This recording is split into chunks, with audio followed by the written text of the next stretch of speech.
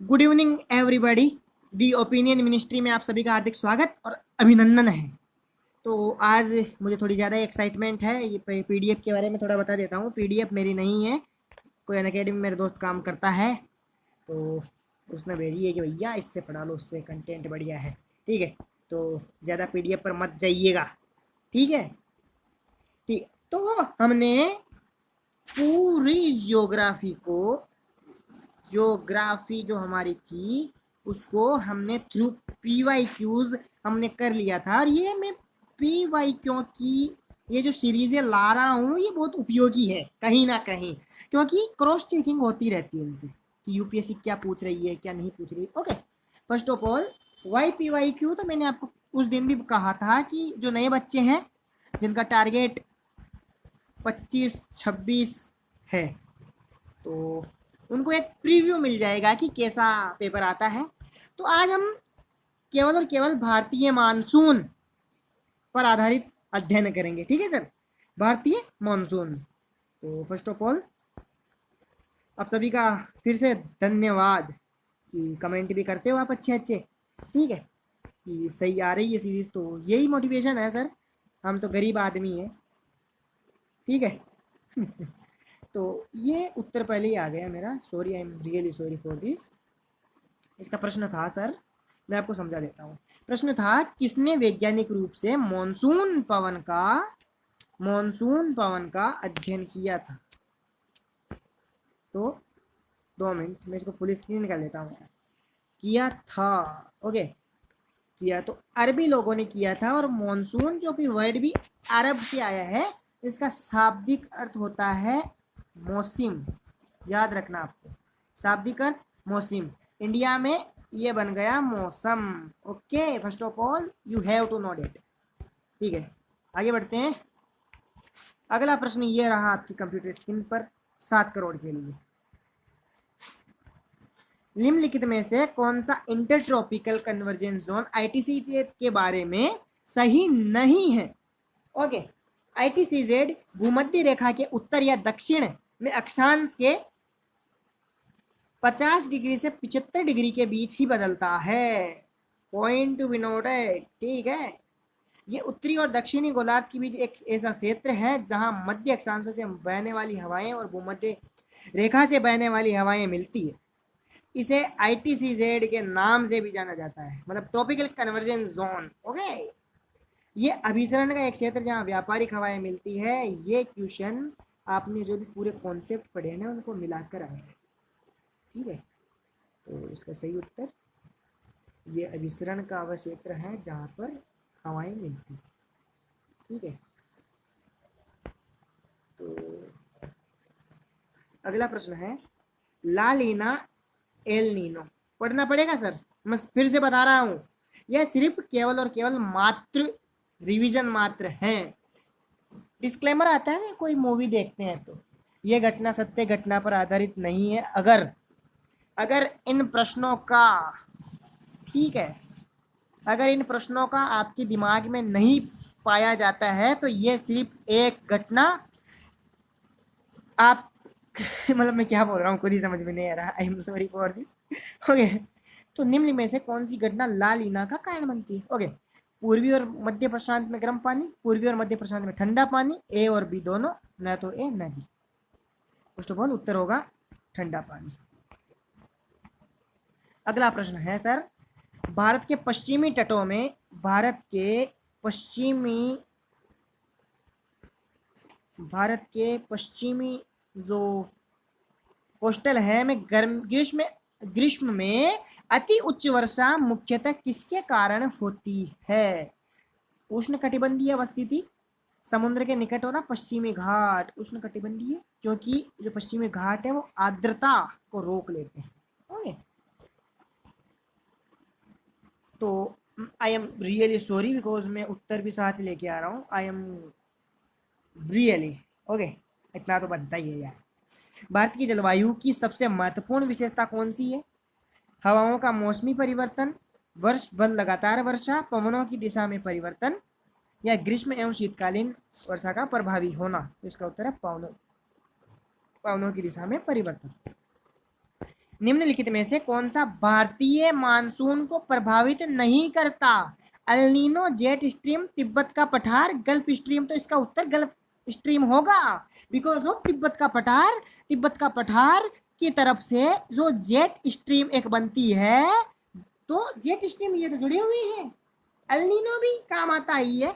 इसका उत्तर होगा gulf stream. Okay, अब निम्नलिखित में से किस राज्य में दक्षिण पश्चिम मानसून से वर्षा नहीं होती है? तो इसका उत्तर होगा तमिलनाडु। यह है तमिलनाडु में शरतकालीन वर्षा अधिकांशतः जिन कारणों से होती है वह है उत्तर पूर्वी मानसून। उत्तर पूर्वी मानसून। ये कैसे भैया, कैसे कर सकते हो आप? इसके लिए एनसीईआरटी देखो। कौन सी क्लास की देखोगे? 11th की भारत भौतिक पर्यावरण देखो। ठीक है, आगे भैया, ये अगला प्रश्न आ गया। दक्षिण पश्चिम मानसून निम्नलिखित में से किस प्रदेश में प्रवेश करता है? फर्स्ट ऑफ ऑल, किस प्रदेश में जाता है? तमिलनाडु, महाराष्ट्र, गोवा और केरला। तो इसका सही उत्तर होगा केरला, सबसे नीचे केरला। अब ये देखिए भैया, ये है आपकी लेवल का प्रश्न। असम, पश्चिम बंगाल तथा उड़ीसा से राज्यों में मानसून पूर्व आने वाली तड़ित झंझाएं निम्न में से किस नाम से जानी जाती है? यह है आपकी लेवल का प्रश्न। और बाकी आरएएस और बीपीएससी लेवल के प्रश्न थे, आपकी लेवल के प्रश्न अभी आए हैं।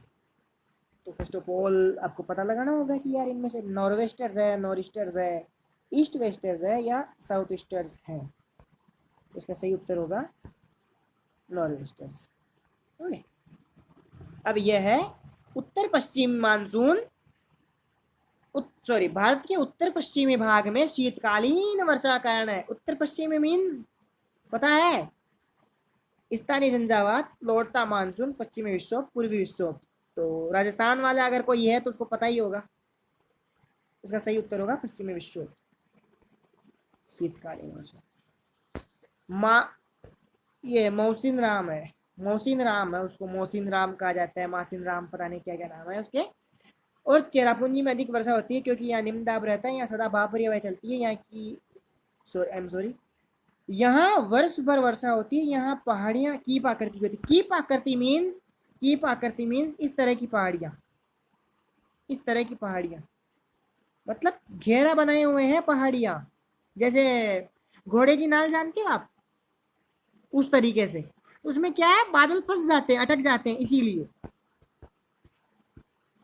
मैं जब ज्योग्राफी पढ़ रहा था तो मेरे सर ने कहा था कि अगर तुमको बिल्कुल, अगर तुम्हें ओशनोलॉजी और क्लाइमेटोलॉजी अगर पढ़नी है ना, तो गधा बनना पड़ेगा एक नंबर का। जितना तुम मतलब दिमाग में सोच सकते हो ना, उस तरीके से सोचो कि कैसे क्या होता होगा। ठीक है, आगे बढ़ते हैं सर। यदि भारत में कर्क रेखा के स्थान पर विषुवत रेखा होती तो यह जलवायु पर क्या प्रभाव पड़ता? यह है दिमाग घुमाने वाला प्रश्न। यह है कि आपने कंटेंट पढ़ लिया, उसको अप्लाई करने वाला प्रश्न यह है सर। उसको अप्लाई कैसे करेंगे आप? ठीक है, तो इसमें उत्तर होगा अधिक ताप और अधिक वर्षा। ठीक है, मॉनसून वर्षा की विशेषता नहीं है। मौसमी वर्षा, अनिश्चित तथा अनियमित वर्षा, वर्षा का असमान वितरण, वर्षा होने वाले दिनों की निरंतरता। तो भारतीय मौसम निरंतरता, ठीक है, ये विशेषता नहीं है। और इसी के कारण एनसीईआरटी में एक लाइन मिलेगी कि भारतीय कृषि को, देखो ऐसे करते कनेक्ट, इसमें एक लाइन मिलेगी कि भारतीय कृषि को मॉनसून का जुआ कहा जाता है। क्या कहा जाता है भैया? मॉनसून का जुआ। किसे? भारतीय कृषि को। उसमें कारण बताना पड़ता है। कारण क्या है कि अनिश्चितता है मानसून में, निरंतरता की कोई गारंटी नहीं है कि निरंतरता होगी ही। ठीक है, इसीलिए तो ये अब अब ये याद होते हैं, ये आते हैं, अगर आपको ये आ गए ना भैया, हाँ इसका मतलब तुम्हारे पास जो इंफॉर्मेशन है उसको तुम कनेक्ट करके उसको अप्लाई कर रहे हो। यूपीएससी यही तो चाहती है। ये जो तुम देखते हो ना, प्री 15 लाख ने फार्म भरा, ये इन्होंने फार्म भरा, इतने लोगों ने ये किया, अरे भैया मैं आपको बता दूं, मैं एक दिन क्लास को बताऊंगा। अगर मान लो कोई व्यक्ति 19-20 है इंग्लिश में, ठीक है, जैसे मेरी हिंदी भी ठीक थी, इंग्लिश भी ठीक थी। यूपीएससी में क्या है कि अगर कोई व्यक्ति अगर शुरू से हिंदी मीडियम में पढ़ा है, इंग्लिश में जाना चाहता है ना, उसको बहुत टाइम लगेगा उस मुकाम तक, आंसर लिखने के मुकाम तक पहुंचने के लिए।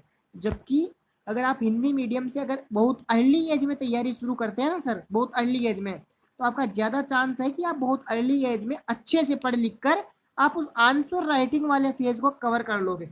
उससे पहले जो प्री होता है ना, हिंदी मीडियम वाले प्री में बेहोश, ठीक है, हिंदी मीडियम वाले अगर अच्छे से प्री निकाले ना अच्छी संख्या में, तो मैं गारंटी के साथ कह सकता हूं कि वो अच्छे से मेंस देंगे। वरना यही, वरना सब हम जैसे हैं। तो मैं कहाँ से कहाँ आ गया।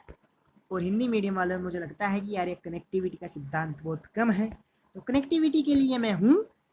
तो मतलब अच्छे से पढ़ो यार, जो भी कंटेंट दे रहा हूँ ये सब उच्च क्वालिटी का कंटेंट है, जो मुझे लगता है ना कि जो उच्च क्वालिटी का होगा, जो कि बड़ी बड़ी कोचिंग्स दावा करती है quality, quality, what is quality.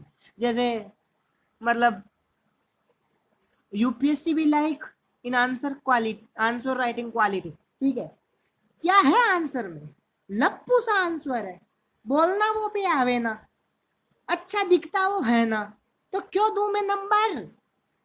ठीक है, मुझे लगता है उस आंटी को, जो सचिन वाली आंटी है, उसको राष्ट्रीय आंटी एसोसिएशन की अध्यक्षा बनाया जाना चाहिए। ठीक है। I am sorry for this, but याद आ ही गया।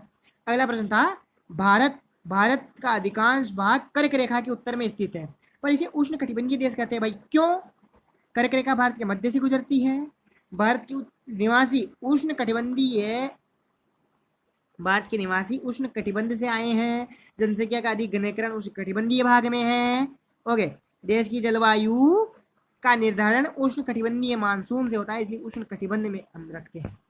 ठीक है भैया, I am sorry for this की उत्तर आ रहे हैं बिल्कुल, मतलब ओकवर्ड सा लगता है यार, पर भुगतना तो पड़ेगा, थोड़ा बहुत भुगतना तो नहीं, वर्ड गलत हो, लेकिन थोड़ा बहुत सहायता, कोऑपरेशन कीजिए, बहुत जल्दी वो टाइम आएगा जब हम बहुत अच्छी क्वालिटी से पढ़ेंगे। ठीक है, यद्यपि भारत का केवल दक्षिणी भाग एक उष्ण कटिबंधीय भाग में स्थित है, तथापि संपूर्ण भारत की जलवायु उष्ण कटिबंधीय है। इसका कारण है भारतीय मानसून के प्रभाव के अंतर्गत, भारतीय मानसून के प्रभाव के अंतर्गत आता है। हमने पहले क्या पढ़ा था भैया? ठीक है, भारत के उत्तर भाग की स्थिति महाद्वीपीय है, ये पॉइंट है ना सर, इस पे आधे उलझेंगे, गारंटेड बात है ये। देश के मध्य भाग में कर्क रेखा गुजरती है, ऊंची हिमालय पर्वत श्रेणियां उत्तरी ठंडी हवाओं से इसकी रक्षा करती है। उसका उत्तर यही होगा। अब भैया मानसूनी जलवायु की विशेषता है मूसलाधार पर्वतीय वर्षा, चक्रवातीय वर्षा, मूसलाधार संवहनिक वर्षा, वायु की दिशा में मौसमी परिवर्तन। देखो, जब जब मानसूनी जलवायु के बारे में कुछ टॉपिक लिखो ना, तो ये लाइन जोड़ देना कहीं भी, चाहे कोई सा एग्जाम हो, चाहे आरएस का दे रहे हो, चाहे कोई भी दे रहे हो, मतलब अगर मेंस तक पहुंचो तो, वरना ये सब धरे के धरे रहने वाले हैं। ठीक है, तो आगे बढ़ते हैं, ये क्वेश्चन है वापस। भारत के उत्तरी मैदानों में ये क्वेश्चन वापस रिपीटेड है, देख लीजिए आप, पीवाई क्यों है, रिपीटेड है, पहले भी हमने पढ़ी थी। उत्तर पश्चिमी भागों में था वो, पश्चिमी विक्षोभ से ही आया था, उसका भी उत्तर। शीतकालीन वर्षा किससे होती है? पश्चिमी विक्षोभ से। पश्चिम, अब आपका एक आज का एक काम है, 11th एनसीईआरटी से, 11th की जो एनसीईआरटी है फिजिकल ज्योग्राफी की, उससे पश्चिमी विक्षोभ के बारे में आपको पढ़ना है। ठीक है सर, तो भैया 45 पेज हो चुके हैं। अब देखिए, नीचे नीचे दो युग्म दिए गए हैं, ऐसा कौन सा युग्म है जो दोनों नगर समान अक्षांश पर अवस्थित है, फिर भी उनकी वार्षिक वर्षा की मात्रा कि कुल मात्रा में अंतर सर्वाधिक सुस्पष्ट है। ओके, बेंगलोर और चेन्नई, तो ये तो हो ही नहीं सकते। बेंगलोर तो इधर रह जाता हमारे भारत के नक्शे में, सो आई एम सॉरी। मतलब बेंगलोर की हम बात करें ना सर, तो इधर रहता है बेंगलोर, और चेन्नई महोदया इधर साइड में थोड़ी, तो मतलब एक ही अक्षांश पर तो हो ही नहीं सकते ना। अक्षांश मीन्स ये तो अजमेर ओवर हृदय, मतलब हमारा दिल, हमारी जान, हमारी शान, अजमेर। तो यार देखो, अगर ये प्रश्न मेरे उधर आता है ना, अगर मेरी परीक्षा में, तो मैं उसमें अजमेर ही लगाने वाला, क्योंकि यार अपना शहर अपना होता है। ठीक है, अजमेर और शिलोंग, शिलोंग जो कि इधर पड़ता है, अजमेर जो कि इधर राजस्थान के हृदय में स्थित है। तो मतलब ये कहना चाह रहा है, आपने जो पढ़ लिया है ना, उसको अप्लाई करा रहे हैं, उसको अप्लाई करा रहा है। इसलिए एनसीईआरटी ज़रूरी होती है कि, और एनसीईआरटी के साथ मैप ज़रूरी होता है, मैप आप कैसे पढ़ रहे हो। ठीक है, अब ये प्रश्न आ गया सर, भारतीय उपमहाद्वीप पर ग्रीष्म ऋतु में उच्च तापमान व निम्न दाब हिंद महासागर की में पवनों का आकर्षण होता है, जिसके कारण प्रभावित होती है, क्या प्रभावित होती है, दक्षिण पश्चिम मानसून। अब देखिए, ये लाइनें किसने लिखी है भैया, ये लाइनें किसने लिखी है, ये लाइनें लिखी है भैया यूपीएससी ने। ओके, वहां पर वो 60-60 साल के मतलब वरिष्ठ अध्यक्ष, या अध्यक्ष नहीं, सदस्य, और जो पेपर सेटर होता है उसके दिमाग में ये चल रहा होता है कि यूपीएससी क्या कह रही है, वो उनके थ्रू सामने आता है सर। तो ये उनके थ्रू आया ना बाहर। तो दक्षिण पश्चिम मानसून की कभी परिभाषा पूछे तो क्या जवाब दोगे, भारतीय उपमहाद्वीप पर ग्रीष्म ऋतु में उच्च तापमान एवं निम्न दाब हिंद महासागर में पवनों का आकर्षण होता है, जिसके कारण प्रभावित होती है, क्या प्रभावित होती है भैया, दक्षिण पश्चिम मानसून। ये होती है तैयारी। पीवाईक्यू, सिर्फ पीवाईक्यू को देख लेना तैयारी ना होता है। तो ये क्वेश्चन वापस हो गया, विश्व में सर्वाधिक वर्षा। अब ये पता चला ना, ये मोहसिन राम का प्रश्न आ रहा है, कीपाकार आकृति में होना। निम्न कथनों पर विचार करें। कथन, गर्मियों के दौरान मॉनसून समुद्र से भूमि की ओर प्रवाहित होती है। भारतीय उपमहाद्वीप, दक्षिण पूर्वी एशिया, मध्य पश्चिमी अफ्रीका के कुछ हिस्सों का मानसून विशेष प्रकार का होता है।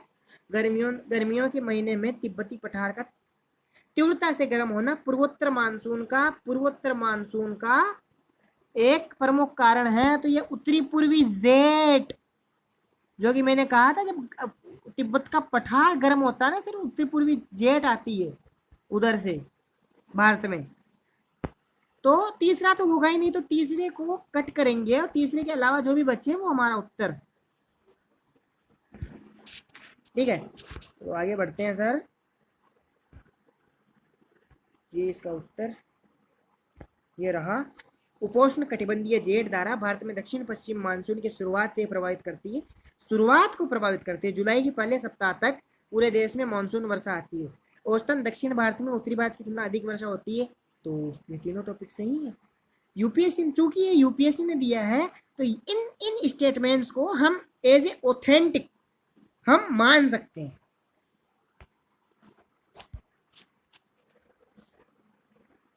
आगे देखते हैं भैया, मानसून के कारण एक भाग में भारी बाढ़ आ सकती है, दूसरे भाग में सूखा भी पड़ सकता है। दक्षिण पश्चिम मानसून के दौरान सह्याद्री की अनुवात दिशा में भी भारी वर्षा ग्रहण करती है। अनुवात दिशा, सह्याद्री की अनुवात दिशा।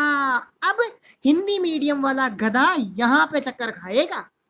आई एम सॉरी, मैं वर्ड यूज कर रहा हूँ गधा, लेकिन गधा भोला भाला होता है बेचारा। मेरा आज से गधे से बिल्कुल भोले भाले इंसान की तरह है, दिल पर ना ना ही अगर कोई लिए तो अच्छा है। अरब सागर से उठने वाली मानसून की एक नई शाखा मुंबई के उत्तरी कोस्टल से टकराती है। तो इसमें तीसरा तो होगा ही नहीं सर कतई, इसका उत्तर होगा पहला और दूसरा। अब भैया, देश में होने वाली कुल वर्षा का 3/4 भाग दक्षिण पश्चिमी मानसून की ऋतु में प्राप्त होता है। भारत में औसत वार्षिक वर्षा 125 सेंटीमीटर है। गुजरात के दक्षिण भाग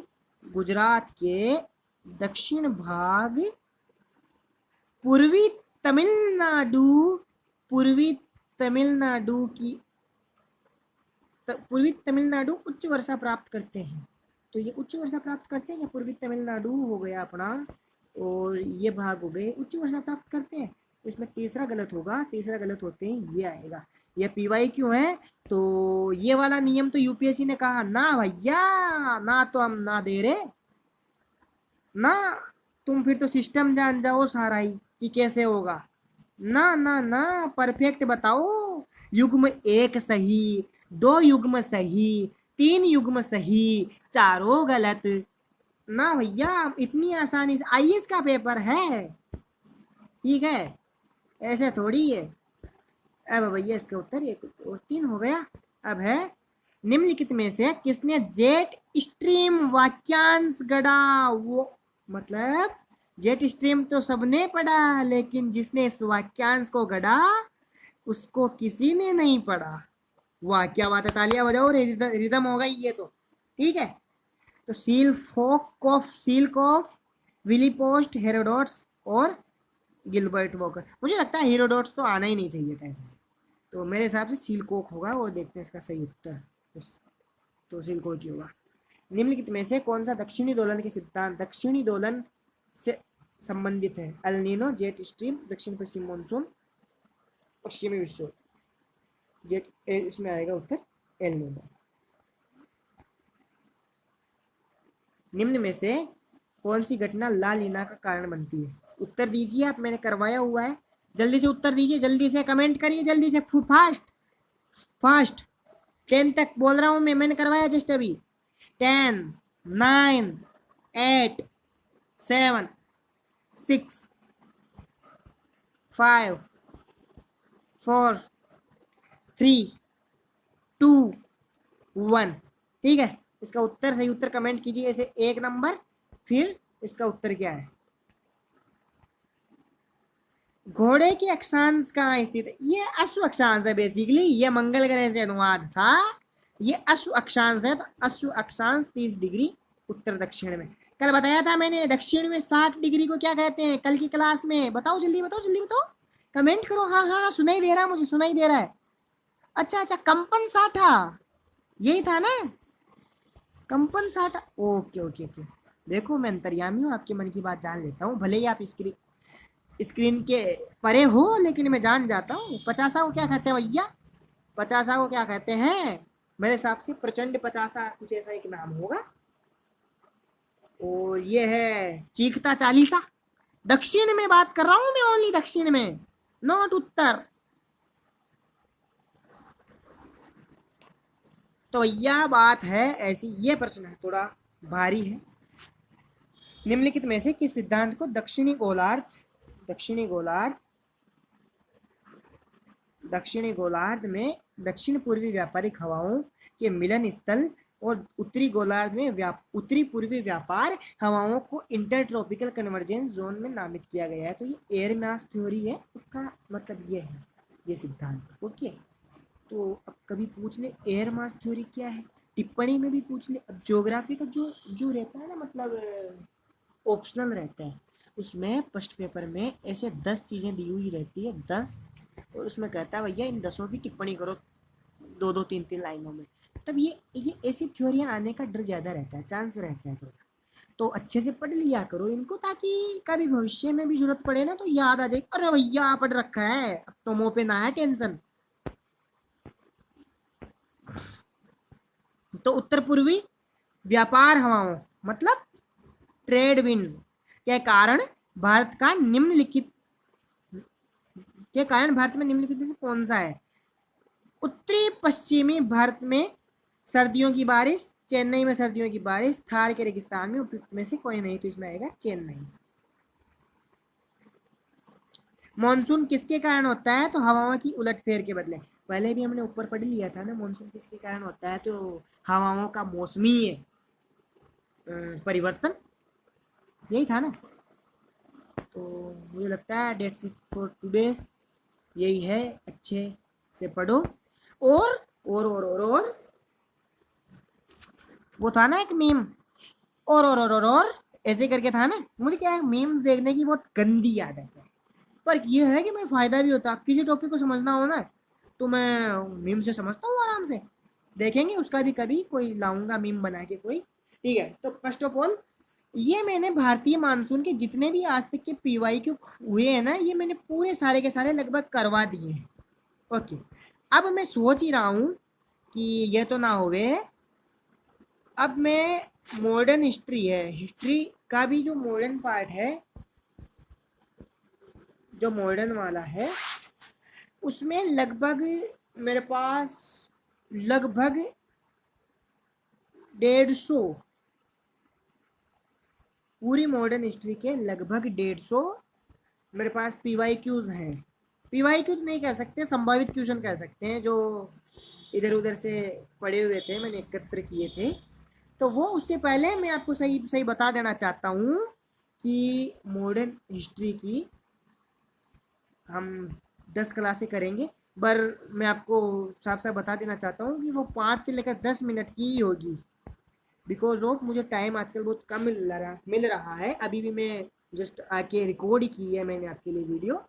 तो आप अच्छे से पढ़िए, मैं तो कुछ नहीं चाहता आपसे, बस आप अच्छे से पढ़िए। जो कंटेंट है बेसिकली मैं आपके सुझावों का सम्मान करता हूँ। और आपको कैसी लगी वीडियो ज़रूर बताइएगा। अभी इसको जस्ट प्रीमियर कर ही रहा हूँ मैं। Thank you so much. अगली वीडियो आए तब तक के लिए जय हिंद, जय भारत।